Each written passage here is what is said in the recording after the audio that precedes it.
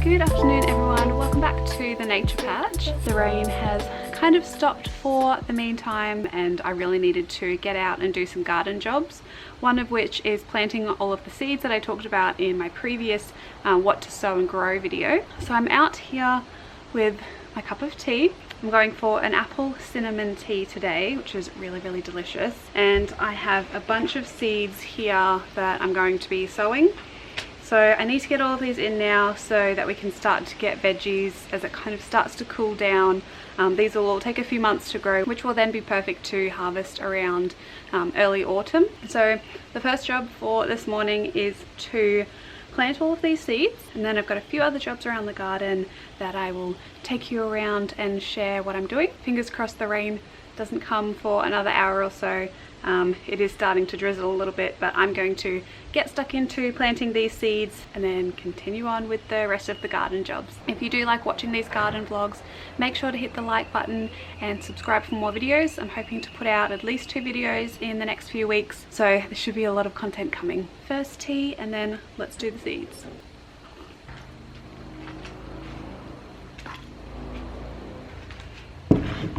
Right, so first off I'm going to be planting the Jolly Roger sweet corn, and I want to be planting a lot of this, so I've got my tray here. I have a lot of success sowing my corn and raising the seedlings and then planting it out. That way I know I can have a successful plant coming up in the spot where I want it to be. And I have a lot of success using these tube stocks for growing corn. I probably have like over 100 of these, so they do need to be used. And because that they're nice and long, they give the opportunity for the plants to send their roots down a lot more, which is then going to create an overall stronger plant before I plant it out in the garden. For potting mix, I'm just using a really good quality potting mix.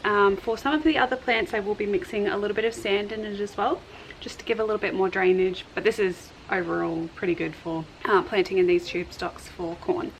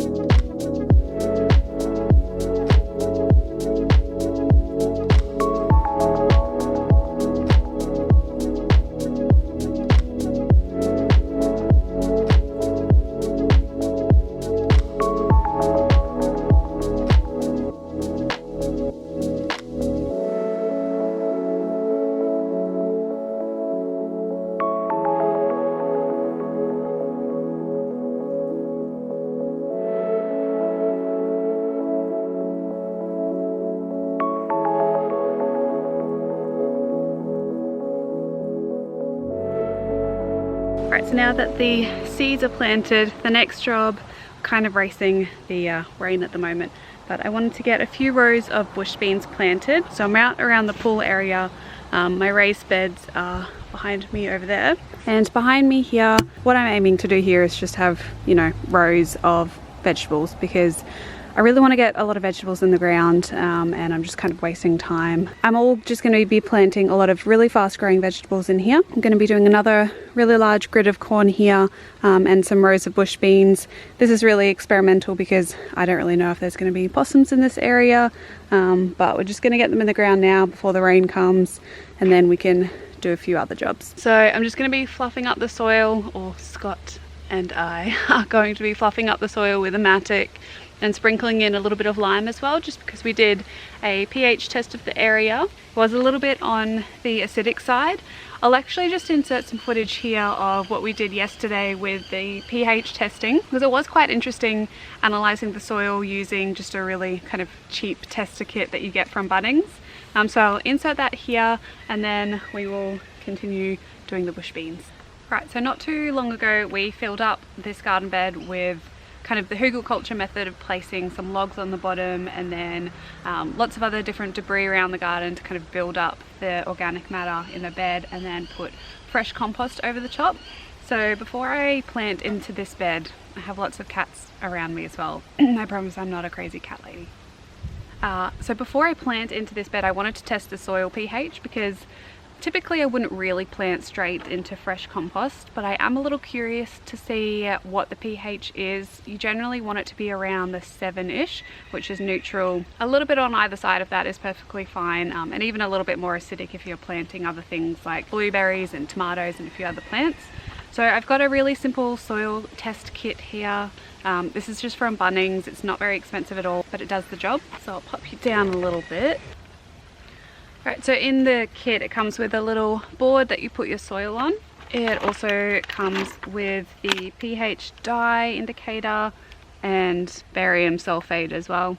And I'm gonna need to read the instructions to remember how to do this. So we need to place about half a teaspoon of the soil sample on the testing plate. So I'm gonna pierce into around the middle of the bed here. I've let this sit for a while and it's looking quite interesting underneath there. I think it's just a little too dry, or it has been dry. So there's quite a lot of activity going on in there in terms of different mycelium and bacteria, but I'm just gonna pop this onto the plate. And then we need to add a few drops of the indicator liquid, enough to make a thick paste. I need to go out some of the bigger chunks. Look, I'm a scientist, Scott. I can do this. Qualified scientist doing... Qualified business consultant. Yeah, doing a pH test. Okay, I'm gonna pop some dye indicator on. That was probably way too much. That was way too much. I'm gonna get some more soil. Kind of already going green. I'm gonna put a little bit more of the dye.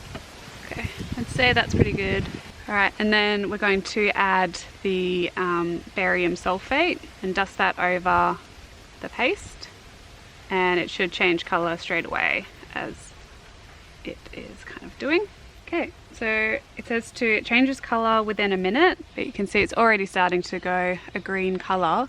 And after a minute or so, we're going to take the colour chart that it also comes with and basically just match up the colour of the compost. Alright, so we have tested it and it is matching up in between, so I'd say like around 5 1/4 or so, in between the 5 1/2 and the 5.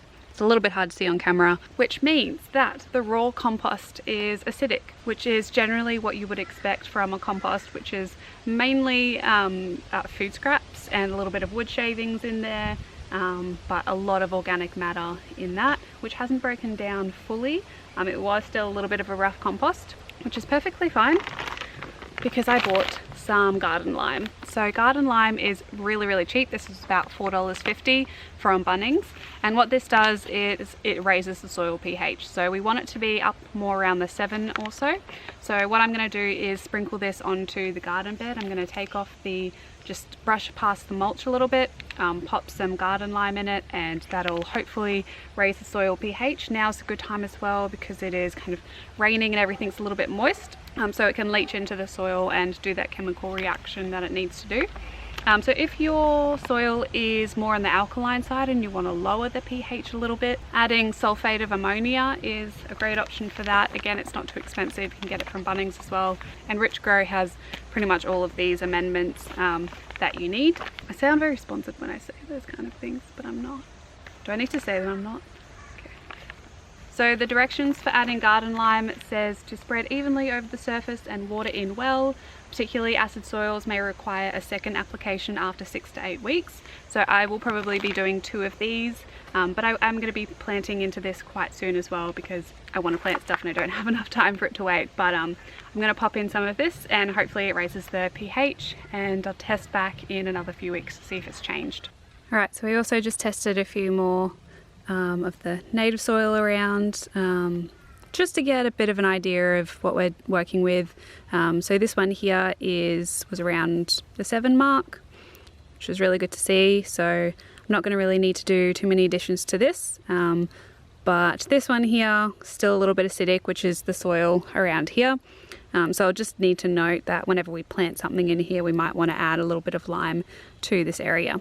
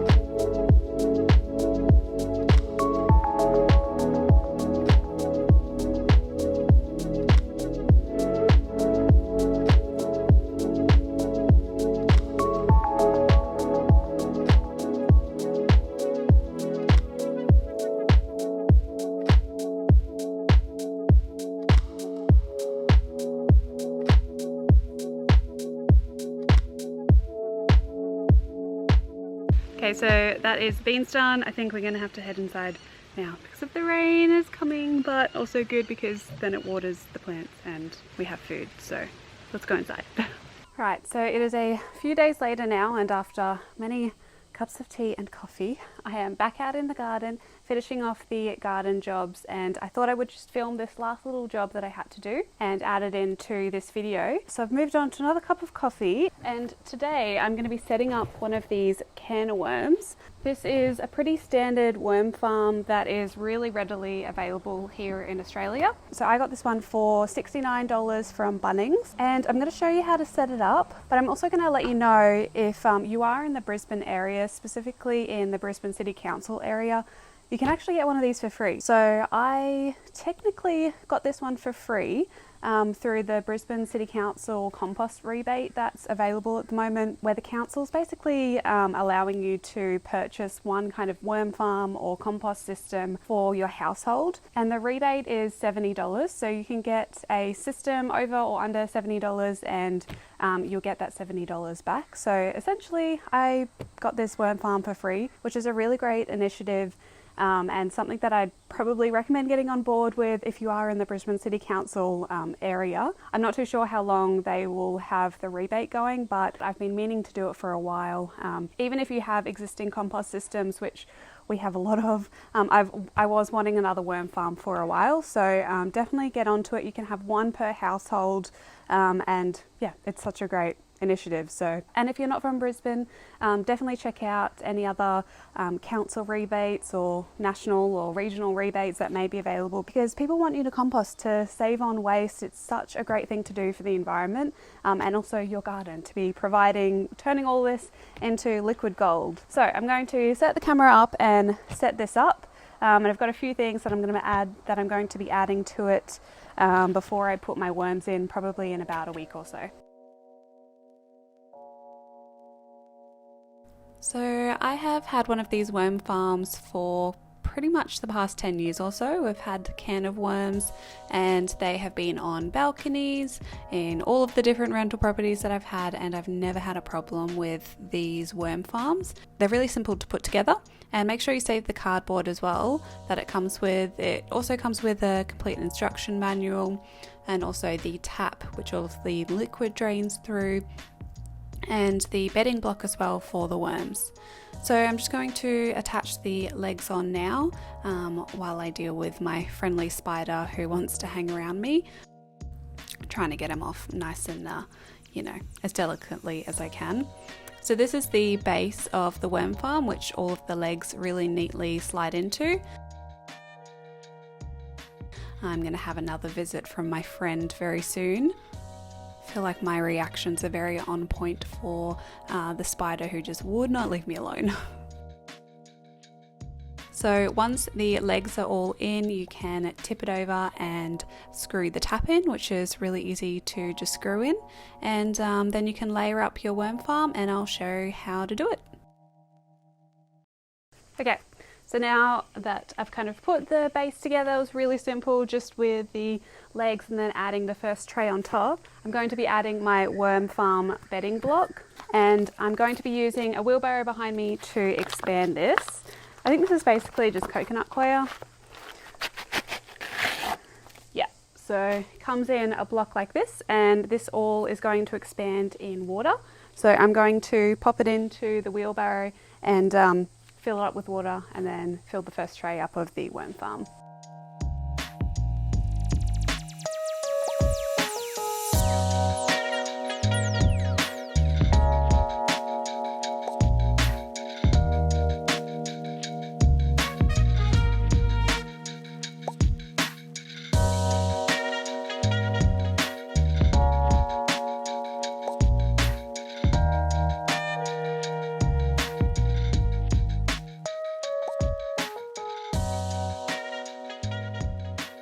Right, it is very hot today. Thought it was going to be cooler over the weekend, but the humidity is really getting to me, as you can probably tell from my very glistening face.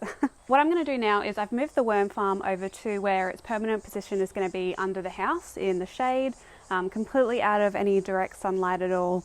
And I've put the cardboard as a base for it, the cardboard that it came with. And then on top of that, I'm going to be putting all of the coconut coir that has been sitting for a little bit.